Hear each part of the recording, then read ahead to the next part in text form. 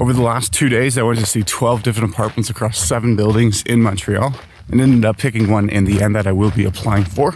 And I'm going to talk about that today and why I wanted to go with it and various thoughts around that. Now, if we've never met before, hi, my name is Duncan Alderdice, and in this video, or these series, I make short videos in the morning as I take a walk and talk through the thoughts I'm having as I try to put my life back together again.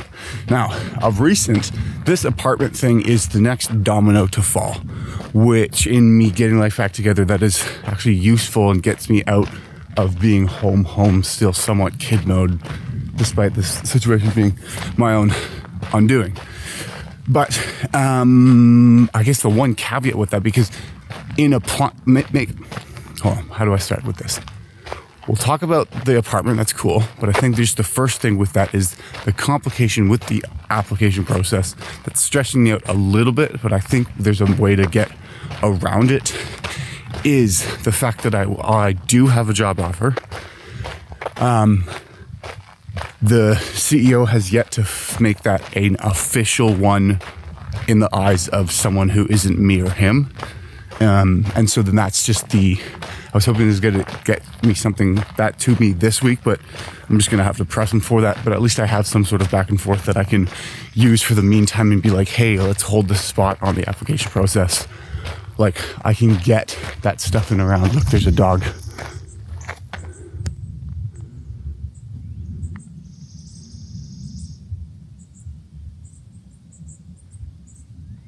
Okay. So the reason why I just said that was because that's the thing that's kind of stressing my mind out. But let's right now focus on the cool, fun stuff.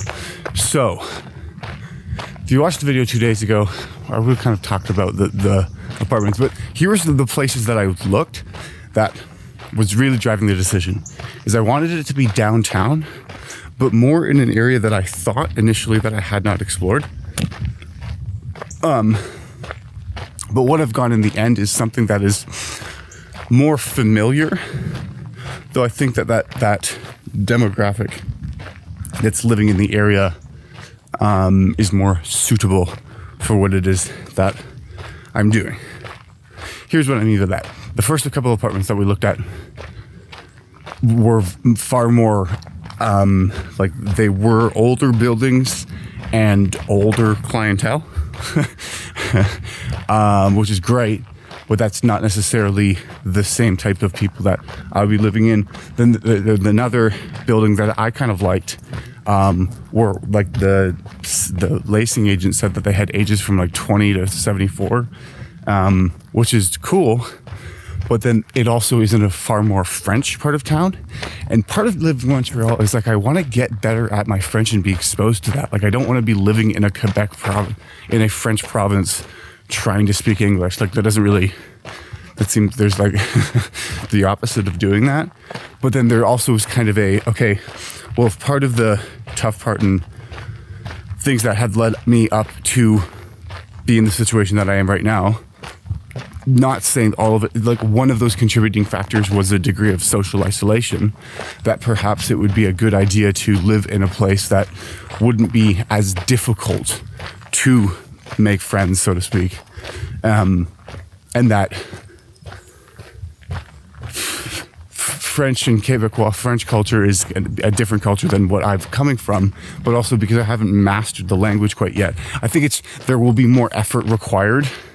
And I might be in a place where like I'm surrounded with people, but feeling alone. And again, this is just kind of hypothetical. But so that was just something to kind of consider. The last one that I ended up kind of going with, the fucking mosquitoes have not been here for a while, that I will be applying for. I really like it. It's a very new building. A new building as in it was just opened May of this year. The leasing agent was very professional, knew what she was talking about, answered her phone the first time when I called, and that was on a Sunday. So I was like, wow, that's good job. And there we looked at a couple floor plans. There's one to begin with, which is the one that I'm going to go with. It was nice because it was nice. It was square in shape, had a lot of floor space, but then there was a specific area you could put your desk in like a little corner, which I could use as an office because it will be something that I will be working from home from. Then there was a second one that had a massive, the calculation had like a 200 square foot terrace section, like a balcony, but it was like a really nice one, which had me thinking about that one. There was a third one that was just kind of the same version of that, except it was way, I think we should turn around. The same version of that, it was just way smaller. But then in the end, why I ended up going with the first one that we saw, this, like my initial impression of it was good, but then also the terrace was calculated. Okay, for the second one that had the terrace, that was a good layout and had a kitchen island. The terrace, so that 200 square feet was a part of the 650 roughly square feet of the entire apartment, which made the actual livable area not like far smaller than the initial one, which made the initial one a much better option. Also, at the same time, the terrace one, the one I'm not going with, was 175, maybe a bit more than that. No, like 175 more. No, if I would have been closer to 275 more. And so that was like a thinking, like, do I actually want this? But happy with the one that I'm going in the end. It's central, like it's part of the downtown area of Montreal, which is nice. Just more on the east side rather than the west side, relatively speaking. But doing a walk around, there's like nice food options in the area. There's a grocery store that's very close. There are 3 metro stations that are like under 10 minutes, like a walk, and I'm a fast walker, so I can get there.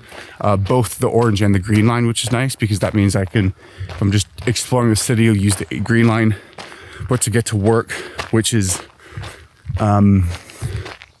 this metro station would be on the orange line, so then I can kind of go there, use that, so that's convenient. And then also it's the one thing is that they said is when applying, or when discussing with the leasing agent, they said that the type of people that they're renting out to are like students and young professionals, and that I think they haven't in this specific building rented to anybody over the age of 40, which is like, okay, cool. That's the demographic I'm in. Like I wouldn't want it to be full Shaughnessy Village, which is a neighborhood in Montreal, which is far more student ghetto-y, or Milton Park.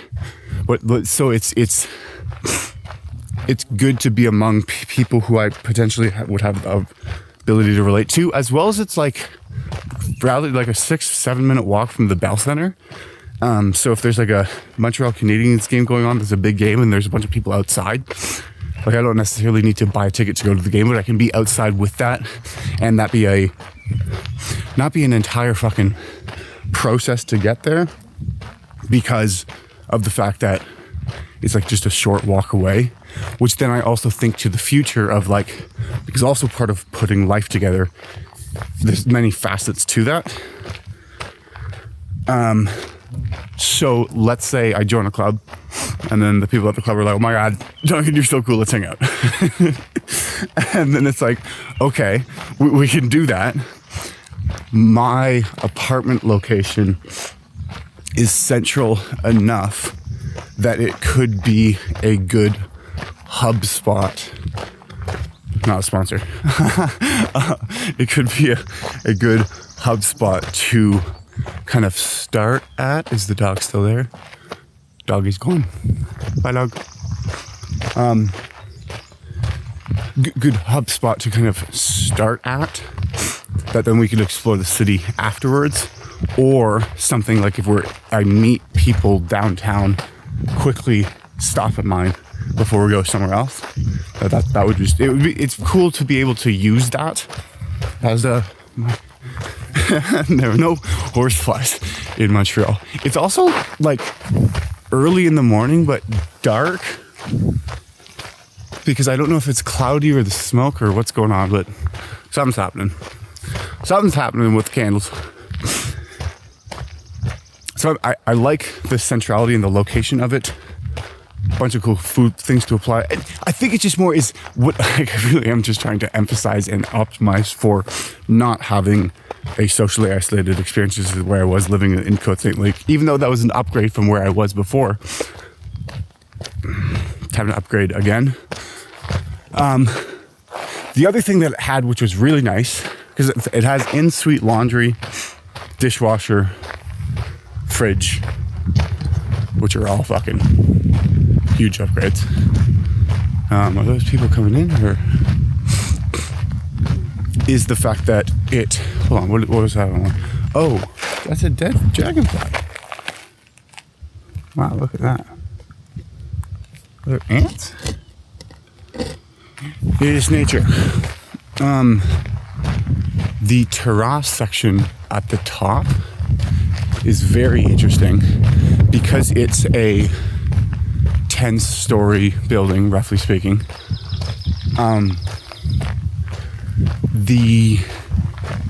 There's a big wide open terrace at the top, but rather than you having like a top-down view of the city or a skyline view of the city, I'd say it's cooler. I believe it's about to rain. Excellent. Okay, so rather than this a skyline view of the city, you have like essentially a 360 view of the city where you turn around, you see just a bunch of buildings. Leasing agent said that it would be really wonderful at night stream. When you see all of the lights of the buildings light up and how that's really nice and cool. But it's kind of, the view of it is less of a, oh, I see the skyline, but more I'm within the city, just up a bunch of levels so that I can see a bunch of buildings at the same time. And no matter where I look, it kind of feels like I am in it. There's the rain. Not that bad. Which is exciting, because then that's like just the fucking quick daydream I have is like, okay, I encounter some random friends, random people, and then like on a night out, and then they're cool. I'm like, hey, you want to see a cool view of the city? And then I go and show them, and then they're like, wow, this is cool. And so they're not gonna then go like, oh, and because you have this super cool view of Duncan, I want to be friends with you. Like that's not how that works. But I think it's just more that I'm just trying to envision ways to. I'm doing a hand gesture. I'm saying diversify my portfolio, but that's the essence of it. But those are precise words.